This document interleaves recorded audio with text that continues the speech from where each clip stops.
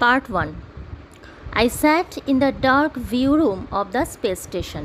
আমি স্পেস স্টেশনের অন্ধকার ভিউ রুমে বসেছিলাম। স্পেস স্টেশন মানে হচ্ছে মহাকাশে বা মহাশূন্যে গবেষণার জন্য কিছু কিছু গবেষণাগার বানানো হয় মহাশূন্যে, মহাকাশের মধ্যে, সেটাকেই স্পেস স্টেশন বলা হচ্ছে। আর ভিউ রুম হচ্ছে ওই স্পেস স্টেশনের মধ্যে যেরকম জানলা হয়, কাঁচের জানলা দিয়ে তাকালে বাইরেটা দেখা যায়, ঠিক সেরকমই এই স্পেস স্টেশনের যে ভিউ রুমগুলো, সেই ভিউ রুমে জানলার মতো থাকে, সেখান দিয়ে তাকালে বাইরে মহাশূন্য দেখা যায়।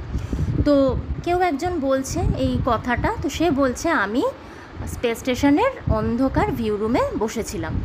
I looked out at the earth, আমি পৃথিবীর দিকে তাকিয়েছিলাম, অর্থাৎ জানলা দিয়ে পৃথিবীটাকে দেখা যাচ্ছিল এবং আমি সেই পৃথিবীর দিকে তাকিয়েছিলাম। It was somewhat familiar to me, এবং এই পৃথিবী কিছুটা হলেও আমার কাছে পরিচিত। There was a small photograph of the blue planet in our drawing room, আমাদের বাড়ির ড্রয়িং রুমে বসার ঘরে এই নীল গ্রহ, ব্লু প্ল্যানেট, পৃথিবীকে ব্লু প্ল্যানেট বলা হয় কারণ যেহেতু পৃথিবীর অধিকাংশটাই জল, ফলে মহাকাশ থেকে পৃথিবীকে নীল রঙের দেখতে লাগে, সেই জন্য পৃথিবীকে ব্লু প্ল্যানেট বলা হয়। তো যে বলছে কথাগুলো, সে বলছে যে আমার বাড়ির ড্রয়িং রুমে এই নীল গ্রহের একটি ছোট্ট ছবি রয়েছে।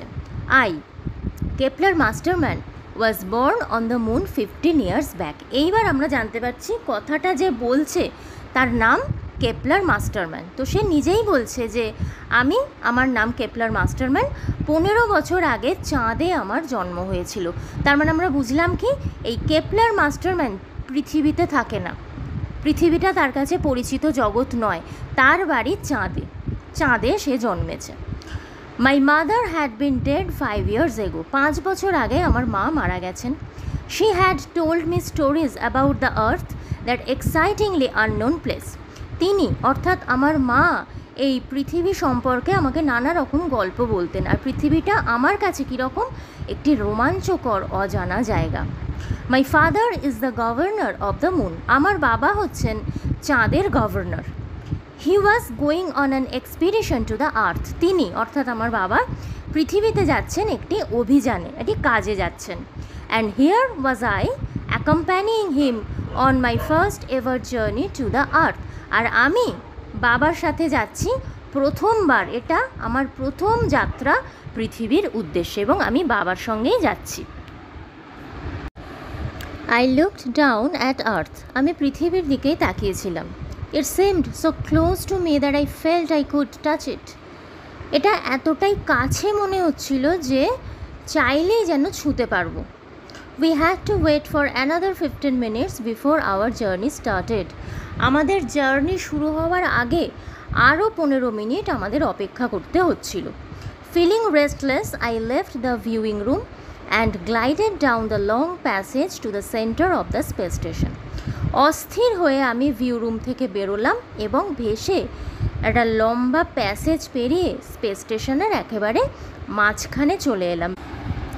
I could see my father there surrounded by reporters, এবং আমি সেখানে বাবাকে দেখতে পেলাম, বাবাকে রিপোর্টার বা সাংবাদিকেরা ঘিরে রয়েছে। I came back to the view room which was empty, তো আমি আবার ভিউ রুমে ফিরে এলাম, যেটা তখনও ফাঁকাই ছিল। I looked out into space, আমি আবার মহাশূন্যের দিকে তাকালাম। My moon, my home appeared very small now, তো চাঁদ যেটা আমার বাড়ি সেটাকে এখন খুব ছোট লাগছে, অর্থাৎ চাঁদ থেকেও অনেকটা দূরে চলে এসেছে, সেই জন্য চাঁদটাকে ছোট লাগছে, কিন্তু পৃথিবীর কাছাকাছি এসে গেছে বলে পৃথিবীটাকে বড় লাগছে এবং কাছে লাগছে। At home the kids would be getting ready for the party, বাড়িতে এতক্ষণে বাচ্চারা সব পার্টির জন্য রেডি হচ্ছে। There's always been a party at sunrise, সূর্য উঠলেই আমাদের ওখানে পার্টি হয়, অর্থাৎ সূর্য উঠলেই আমরা উৎসব করি। The sun rose only 12 or 13 times a year, so it was something special for us.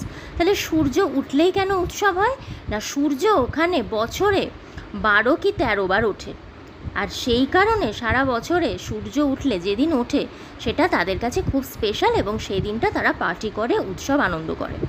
The sunlight crept slowly across the surface of the moon until finally night was gone, এবং ধীরে ধীরে সূর্যের আলো মুন অর্থাৎ চাঁদের উপরিতল সারফেসের ওপর যখনই পড়ে তখন ধীরে ধীরে কি হয়, রাতের অন্ধকার সরে যায়।